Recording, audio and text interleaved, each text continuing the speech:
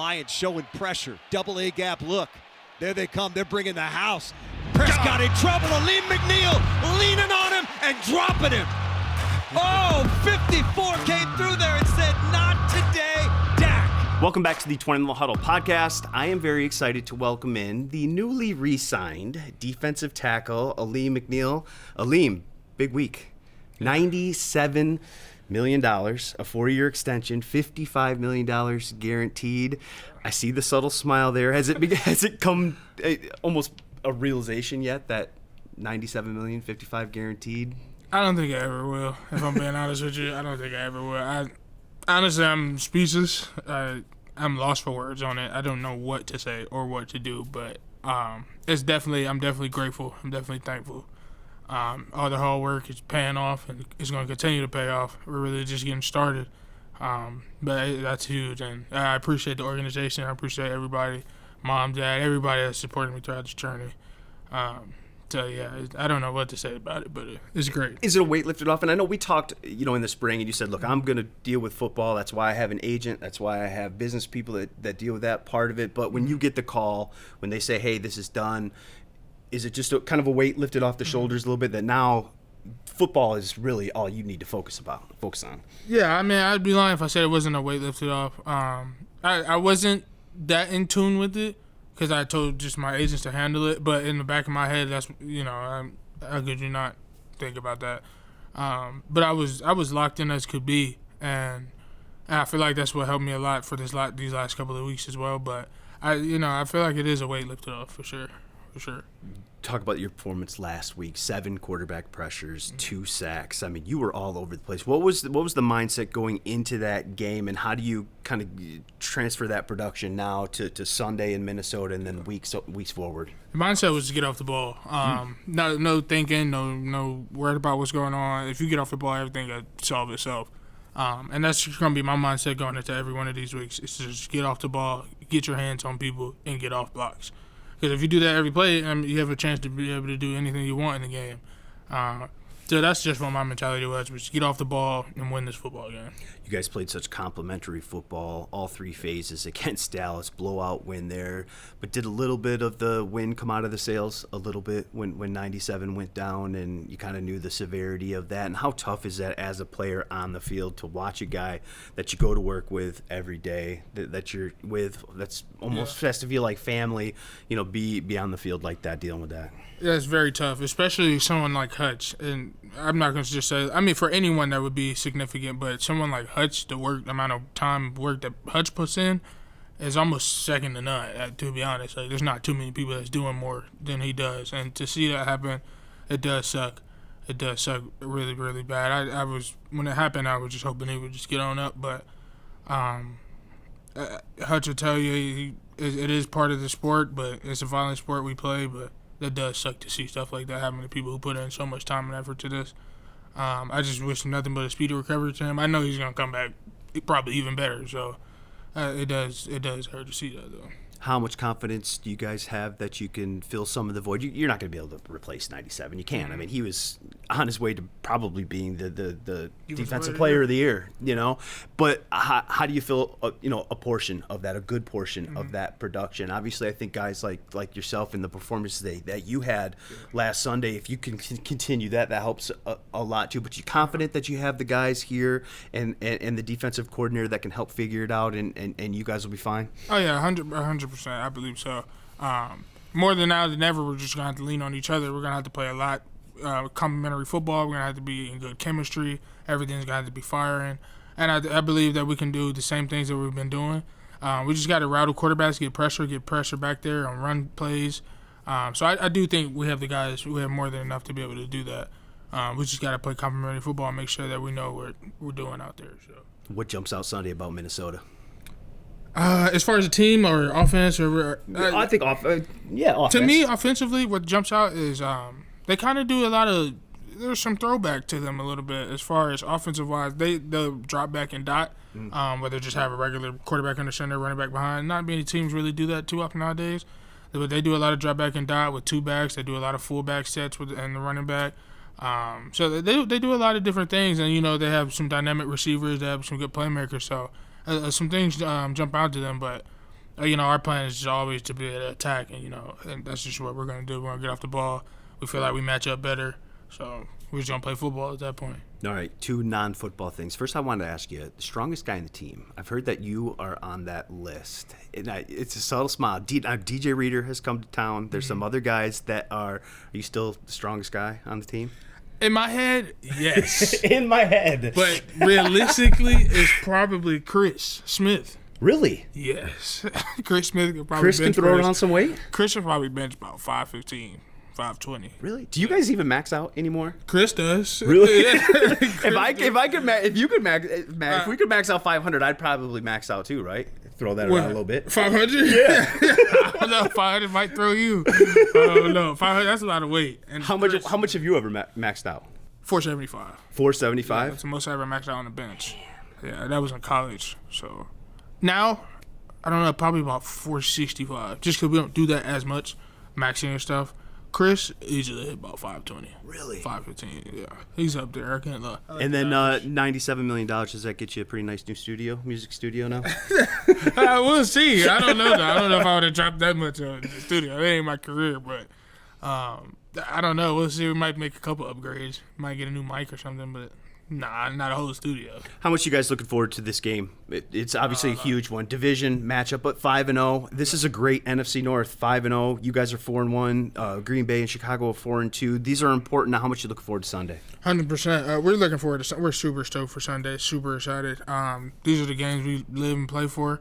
You got an undefeated team. It's a division game. I mean, how much better could it get than this? So I think it's gonna be a must-watch TV type of game. It's gonna be a lot going on. Some good defense. They got dynamic players. We got dynamic players. So I think it'll be a good one. It's going to be a good game. Well, go get after them. Get your first, give them their first loss and continue the North. And congratulations on the contract. Much deserved. You're one of the core pieces here now, one of the guys that they count on. And it's good to see when the organization, rewards somebody who has put in the time and effort that you have. And you're playing some pretty good football now. Thanks, man. I appreciate that. Appreciate you. Thank you. Welcome to Week 7 of the NFL season, and this is a pretty big one. Jeremy Reisman, Lions beat reporter for Pride of Detroit, is my guest for 3 Keys this week, and you probably knew it was going to be, the best game in the NFL. Week 7, Minnesota Vikings 5-0 versus Detroit Lions 4-1 when the schedule came out. Sure. You had this one circled as the big one of the week. Especially when J.J. McCarthy goes out for the season, I'm like, oh yeah, the Vikings are going to bounce back. They're gonna lead the division after 6 weeks. It's a pretty crazy story. And look, you love games like this, right? And I know Dan Campbell talked about it. I'm sure Kevin O'Connell loves it. But when your division is good, like the NFC North is right now, I mean, that just keeps you on your toes. Yeah. Metal sharpens metal, right? And you can continue to be a good football team longer because you're going to have to play good football, teams. And so I like it. I'm 100% with you. If this team truly has Super Bowl aspirations, having these kind of high-intensity games 6 times during the regular season, iron sharpens iron, exactly. They're going to have that championship mentality every single week because they have to if they're going to survive. All right, so we're here for 3 keys to the game. So it's every week. It's kind of the 3 big matchups, the 3 big keys. And you look at, first and foremost with this one, with how good Minnesota's defense is playing right now. I think handling that Minnesota blitz is probably, one of the biggest keys for Detroit coming in. You agree? Yeah, no question. I imagine every offensive coordinator facing the Vikings is staying up extra late at night trying to figure this one out. And luckily, this isn't the first time the Lions have seen it, obviously. Yeah, this is, year 2 for Minnesota, and some of the coaches have said, it's 2-0-1 for them, but it's 2-0-1 for the Lions against the Vikings as well. And, they really actually did a pretty good job last year. I think Jared Goff was only sacked twice in both games combined, 3 touchdowns, 0 interceptions. So they know what they're doing. It's just a matter of, it's one thing to know what to do on Monday through Friday, but doing it on actual Sunday when the pressure is there, when they got 8 guys crowding the box, it's a whole different level there. Yeah, and the second year in Flores' scheme, it just looks like those guys are comfortable right now. And obviously you add guys like Van Ginkel, Greatnard, some of the personnel that fits them a little bit better too. Now you're seeing the results, and it's coming. And, I looked at the statistics, Jeremy. I think it was 106 blitzes they have in 5 games. Next on that list is Denver. They have 94, and they've played an extra football game. Right. They played 6. So, I Yeah. mean, they're going to come at you 40% of the time. They lead the NFL in hurries with 34. They lead with quarterback knockdowns 30. They're 3rd in sacks. And, they're second against the run, too. So they stop that well. How big of a game is this for Frank Ragnow, Jared Goff? Get the protections right, and to have those veteran offensive linemen just be on the same page. Yeah, no question. I think it's a great week to have Frank Ragnow back, and obviously he got his feet wet last week and looked just fine. And so, yeah, those guys are, like I said, they did it well last year, but it's going to be a challenge with the better personnel, and it's really, I think, going to be key to get into good down and distances too, right? Because if you find yourself in a 3rd and long against this defense, good luck. They got a whole bunch of plans for things like that. So 1st and 2nd down are going to be really key. But like you said, this is a good Vikings defense against the run too. Yeah, Ben Johnson versus Brian Flores. That's probably one of the biggest matchups this week. We talk all the time about the guys in between the lines, but those two, that's going to be a fun matchup too. Yeah, no question. I mean, these are guys that have, really been in conversations for head coaching jobs, and for good reason, because you can really develop an entire team and an entire identity behind those two brilliant minds on both sides of the ball. All right, another big key going into this one. You felt so great about that game in Dallas when you watched it and how they just handed the Cowboys their lunch, but the kind of air went out of the Lions' sail a little bit when Aidan Hutchinson went down and obviously broke his tibia and fibula. That's going to be a 4 or 6 month injury, likely not to be back. And now starts the process of replacing Aidan Hutchinson. How do you do it? Well, I think you first have to make sure that you're not going to do it. Like there's not a one for one. The answer exactly. is you can't. Exactly. And so what I really like about what some of the coaches have said already is it's not just about who you're going to be standing in that spot, whether it's Ukwu, whether it's Agude, whether whoever it is. That whole line now needs to kind of step their game up, and it probably starts with money man himself, Alim McNeill, right? No, good point by you. He's coming off a 2-sack game. He's going to get a little bit more attention. It might not be as easy for him going forward, but with what the Lions like to do, I look back to the Dallas game. They had 11 quarterback hits in that game. Only 3 came from Aidan. They're spreading the love there. And for as much as we talk about what Minnesota likes to scheme up defensively, Aaron Glenn has done a pretty good job scheming up pressures himself as well. And so, expect it maybe coming from the linebacker level, maybe from the safety level. We know Brian Branch can pressure. And so they might have to ramp up that aggression a little bit more to create that pass rush. But, yeah, there's clearly going to be a gaping hole there on the left side of the defensive line that you just can't replace. No, I think it's a good point by you. DJ Reader, big. Alim McNeill, big. Any quarterback will tell you the worst pressure that they can feel is that pressure up the middle, and that's what Dak felt. And so if you get that and you can get that consistently, I think that can help the less production you get on the edge. But 2 other names, Josh Paschal, like this is his opportunity. Now, we talked about it when Marcus Davenport went down, but now you've got both your guys. Now you've got to step up. This is your time. You've seen everybody get contract extensions, have huge seasons. Yeah. This is your opportunity. It's laid right at your feet, and it's your chance. And I would say the same thing with Levi Onwuzurike. We've seen him have some good production, has had a couple half sacks, but I could see him move outside maybe a little bit more now. Out of necessity. You did it a little bit, but you really love him from the interior, but now you're pressed into a position where I think he's got to move outside a little bit more and play that big end spot, and you hope he takes advantage of that opportunity as well. No question. And I think so far you have to be pretty impressed with how both those players have stood up. It's not easy to kind of come off when you're spending all of training camp repping with the 2s maybe, but coming in there and I think you are going to see a little bit of a change in how they're going to line up everybody, and whether that means Onwuzurike being on the left edge and Aidan spot, or Paschal being over there. They're going to figure something out because, again, one really nice thing that I thought Dan Campbell said this week is this isn't the first time that they've had to adjust on the fly. They've had secondary issues in terms of injuries in the past. They've had linebacker injuries in the past, and they've gotten through it, and a lot of that is because Aaron Glenn is a good good defensive coordinator. And you made the point about blitzing too. Right now they blitz about 31% of the time. That's 6th most in the league. I could see that percentage going, crowding up for sure. No question. All right, third one is the pass defense. Yeah. and it's that test that you have with Justin Jefferson and that passing game right now that's really flourishing. And Minnesota's 28th in rushing, but they're really getting it done via the passing game. And Sam Darnold is playing great, having a rejuvenation of his career in Minnesota. It fits with Kevin O'Connell. And you just look at Justin Jefferson in his last 3 games against Detroit, Jeremy: 12 catches, 192 yards, a touchdown; 6 catches, 141 yards and a touchdown; 11 catches, 223 yards. Is Detroit in a better place now to maybe help contain him, though? I would say so, right? I mean, they did a decent job last week against CeeDee Lamb. Maybe in previous weeks it was up and down a little bit, but you're seeing these cornerbacks grow. Obviously, Carlton Davis continue to play at a pretty darn good level, and Terrion Arnold is coming along. He had his first kind of fresh, clear game of penalties last week. He's progressing, but really, I think that the key this week is keep everything from going over the top. Yeah. And that's what the Lions have been excellent at this year, because I think they have arguably the best safety duo in the league with Kirby Joseph and Brian Branch, both making plays. And so the opportunity, I think, is going to be there for them to maybe get a takeaway or two in this game.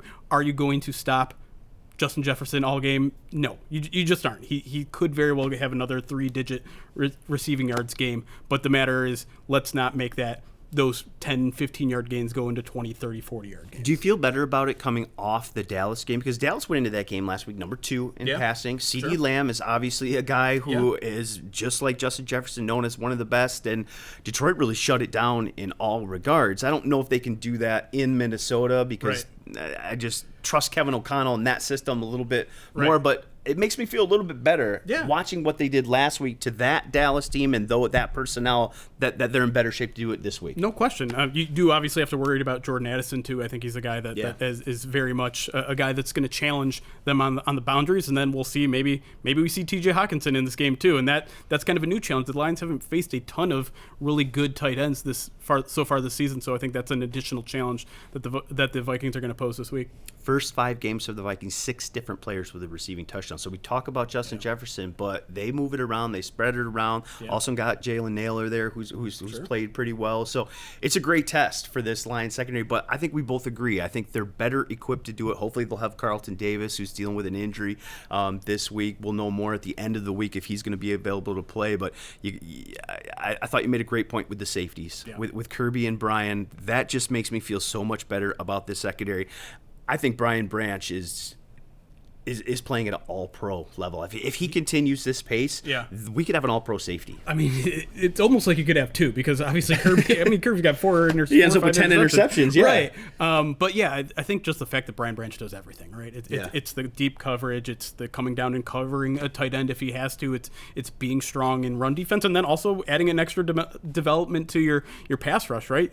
He had a really good pressure last week against Dallas, and so having a guy that can literally just do everything, and now, unlike last year's, on the field 100% of the time, really changes the dynamic of that secondary. Week 7, first place matchup in the NFC North against an undefeated Minnesota team. Who would have known, right? The NFL's great, isn't it? It's so great. I mean, it's so cool to have this kind of big matchup with the Lions involved that is very much considered, the game of the week.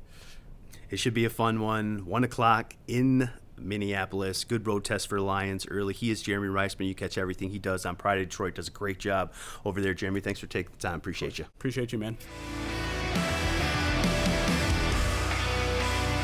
Welcome back to the Twentyman in the Huddle podcast, and I am very happy to welcome in Kevin Seifert. He's the Vikings and pro football writer for ESPN. He has been doing it for a long time over there in Minneapolis, and if you want to know anything about the Minnesota Vikings, he is the source for you. Kevin, thanks for joining me. I appreciate you. Thanks for having me, Tim. Good to see you. So, admit it, when the schedule came out, when the season started, you knew that Week 7, Detroit, Minnesota was going to be the best football game in the NFL that week, right? Absolutely. There was no doubt about it. I knew that was going to be a fun game. I did not think that the Vikings would be – I thought it was going to be part of a very difficult opening schedule for the Vikings that was going to leave them in a tough spot by the time they got to this point. Yeah, but it's not. I mean, it's 5-0. They've been playing great. They're coming off their bye week, and this sets up a huge matchup. This week, obviously, it's a division game. It's for first place in the division, though we're talking Week 17. There's a lot of football left. But really, Kevin, when you watch this team over the first 5 games, what's really been the biggest catalyst for you for their success and their 5-0 start? Well, I know that Sam Darnold has gotten a lot of attention, and he's absolutely played probably the best football of his NFL career. But the Vikings defense has just not only been the best defense in the NFL this year, it's had one of the best 5-game starts really in the past 40, 50 years. If you go back and look at some of the advanced analytics, DVOA, and some of those other types of ways of comparing historical periods, they are just, not only are they playing lights out and really confusing quarterbacks, but they've created a ton of turnovers, many of them early in games. And when you look at the Vikings getting to these big leads, whether it was against San Francisco or Houston or Green Bay or against the Jets, a lot of it is because the defense either scored a touchdown themselves or set the Vikings offense up in great field position to score early touchdowns and really take control of this game. So Brian Flores has really had these guys playing on another level than they did last year. They were pretty good for a good portion of last year, but they have gotten to 5-0 on the strength, number one, of the defense, and it's one of the best 5-game stretches for any defense that I've ever seen. Yeah, you can really see what a difference being in the second year of that scheme makes. And then you add guys like Greenard, Van Ginkel, guys like that just fit what they do, versatile, can blitz but also play coverage. It just seems like everything fits for them right now. And Kevin, to your point, I mean, top 3 in points allowed, 20 sacks, 11 interceptions, number 2 against the run. So it's not like it's one thing. It's like they are good across the board defensively. And how fun is that matchup going to be this week against a Detroit Lions team that comes in having scored 89 points in their last 2 games, both wins against Seattle and Dallas, and probably playing some of the best football in the league right now offensively. What a matchup between those two. It almost feels like part of this matchup is Ben Johnson versus Brian Flores, and they won't even be on the field. No, and that's interesting you say that, because Brian Flores was asked this week about, like, how do you prepare for this Lions offense? And he said, like, the really hard and difficult part is that almost every week when he looks at an opposing offense, there's something in there that is a weakness, or maybe not something that a team is going to emphasize, and that's where they're really going to attack it. And it could be something as small as the left guard's pass protection, or it could be something as big as a quarterback not being able to read coverages. So he always has found something with every opponent. He said that they can at least try to exploit and have a plan for exploiting. And he said that and maybe he was just saying this because they're playing the Lions this week. He said this week there really isn't certainly isn't anything obvious, and really hasn't been something even on a minor scale that he feels like they can definitely exploit. So I think he knows, and everyone knows, that they won't win if they can't slow down the Lions' running attack, and make, like, if you're going to make somebody one-dimensional, you want to make them one-dimensional as a passing offense. And that's not to criticize or downgrade Jared Goff and the group and what they've done, but, like, if you can't stop the run, you just have no chance to win. And so I think that's where their focus will be. It's not a weakness that they can exploit, but that's the focus, I think, for these guys. And then to take their chances in coverage in the back end. Minnesota has an early bye week, just like Detroit did, week 5. Detroit came out of that, pretty healthy. Obviously had some, the devastating injury to Hutchinson last week. But injury-wise from the Minnesota side, Aaron Jones, I know he was kind of week to week last week. Any updates on him? And Dalton Risner looks like he could be coming back. How is Minnesota coming out of the bye injury-wise? Yeah, the Aaron Jones one is the big one. Yeah, as you said, they decided he was week to week coming out of that game in London where he had a hip injury. But they had a sort of a walkthrough speed practice on Monday, and he was out there for that. There was no contact, and it was only about an hour, but it was interesting that he was out there. And so I think they'll take it all the way to the weekend. They have historically been, I don't want to say conservative, but they've been careful, especially with prominent older players that have an injury that might be considered relatively minor, but could become a chronic thing if they don't manage it well in the moment. And so if you just look at their history, in those situations. Like, I think that they might be inclined to be careful with Aaron Jones this week. It's a huge game, as you outlined, but if it meant that he was going to be more available over the course of the second half of the season, if they held him out, I think they'd probably choose that. So we'll see if that's where they end up leaning. TJ Hawkinson, who Lions fans know very well, is still in his PUP window. He is, in theory, eligible to come off of it and play against the Lions Sunday. I doubt that's going to happen. They have a quick turnaround next week on a Thursday night game at the Rams, and that is a more likely spot for him. And it could even be the week after that. But from a health perspective, those are the primary guys. You also mentioned Dalton Reisner. He's in probably be full go this week during his PUP or IR window. If he plays, it'll be to displace their current right guard, Ed Ingram, who hasn't really played well at times this year. But we'll see if they are ready to pull the trigger on that move quite yet. You know, we talked about the defense to begin, and one of the things when you look at, Kevin, is just the blitz and how effective they are at blitzing. I just looked at the numbers. I think it was 106 blitzes for Brian Flores in 5 games, and the next on the list was Denver, who has 94, and they've played an extra game. I mean, they really come after you, but there's one thing to blitz and just kind of throw your head at the wall, but they're really effective when they do it. When you watch them, why is that blitz so effective with Minnesota? In a lot of ways, it's when they're using it. There's other reasons as well, but they are heavy. If you break it down by the downs, I think their blitz rates on first and second down are even higher than their total. And then it comes way down on third down. So they're in the obvious quote unquote passing downs, they're actually playing more coverage. And what they do is they take their entire defensive line off the field because Brian Flores is a madman. And they use 4 edge rushers as their 4 defensive linemen. There's a linebacker they signed in free agency named Jihad Ward. He's a big linebacker. He's like 280 pounds, but he is a linebacker, and they put him basically at nose tackle, and then they have 3 of their other edge rushers. And so that's sort of their third down pass rush set, and they play coverage behind that more often than not. So there's a lot of reasons why they're good at the blitzing, because they also have a lot more. I think where the next gen stats have them at is about 50% of their snaps at the snap. At least one member of their defense that's lined up on the defensive line drops back, and that really can wreak havoc even on the best of quarterbacks. Brock Purdy had a hard time with that. CJ Stroud had a hard time with that, because the quarterback gets the line of scrimmage and they see who's there, and at some point they have to make a decision about what they think is coming in terms of pass rush, in terms of coverage, and set the line and all that sort of thing.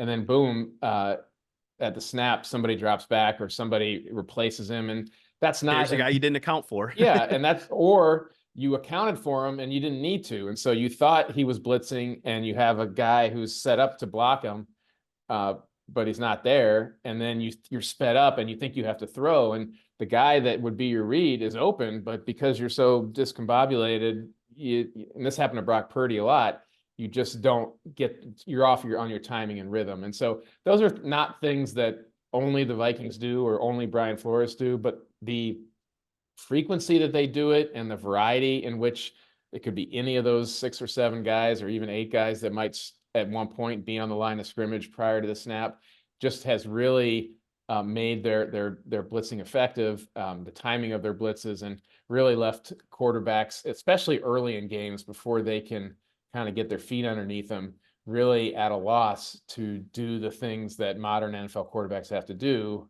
in terms of reading coverage and setting up protections.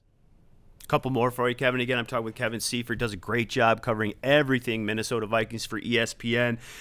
Maybe who's a new player? Well, these are obviously teams that are very familiar with each other, being within the division, playing twice a year. But is there a new guy, maybe Lions fans don't know yet, who you expect to impact the game on Sunday, or who Lions fans will know after Sunday? Well, a player that not even a lot of Vikings fans knew prior to him signing, and you mentioned him at the beginning, was Andrew Van Ginkel. Mm-hmm. And he's potentially in the running for Defensive Player of the Year at this point. He's he was drafted in Miami when Flores was in Miami, so they have that connection, and he saw something in him when in college, and they drafted him in the 5th round, and he's in theory an edge rusher, but he just basically plays everywhere. unbelievable football IQ and instincts. Like, he's already returned 2 interceptions for touchdowns, and in one of the cases he just stepped back on a screen pass and saw it coming and reached up and grabbed it. That was against the Giants. And then against the Jets and Aaron Rodgers, he just kind of sensed that a play was coming into a certain spot and moved himself there. Aaron Rodgers has seen a lot of coverages, and he's seen a lot of different things in his career, did not expect him to be there. And Van Ginkel intercepted it and ran it back for a touchdown. So he's already had 2 pick sixes as an edge rusher. So very unique set of skills. He's got 3 sacks, I think, and not necessarily on your classic speed rush around the edge, but just like getting himself into the position where a quarterback would think that he has some space. Just so if it continues the way it has started, like at some point the Lions fans will see him make a play and be like, how did that even happen? Like, you never see that happen in football. And so he's been just a really fun guy to watch play and to see sort of open doors that you didn't think were open. And he's right up there with Alex Anzalone for best hair in the NFL. Is he a contender? I think, well, it's certainly longer. I think I haven't seen Alex in a while, but I think, it's long. Like, he has to, like, I'd be curious what his helmet size would be if he didn't have to, account for all that. All right, last one, Kev. What's the biggest key, in your opinion, for the Vikings on Sunday? The Vikings walk out of US Bank 6-0 in command of the division if they do what? Win the turnover battle. Since Kevin O'Connell, and this is true for many teams, but since Kevin O'Connell started here, when they win the turnover battle, they're, I think, 20-0. And so, like, which speaks to some of their losses being pretty self-inflicted when they commit a lot of turnovers. So if the Lions defense gets after them and forces Sam Darnold into some interceptions or pulls a few balls away and puts them on the defensive on both sides of the ball, then that's a pretty good formula for the Lions. But if the Vikings can they're going to make mistakes, but if they can avoid the turnover kind of mistakes, that's been a lights out formula for them since O'Connell got here. Well, it should be a fun one. Who knew? Week 7, 5-0 Minnesota Vikings, 4-1 Detroit Lions. It should be a great one Sunday at US Bank. Kevin, thanks so much for taking the time. Always enjoy it, my friend, and we will see you in Minneapolis this weekend. Sounds good. Safe travels, Tim.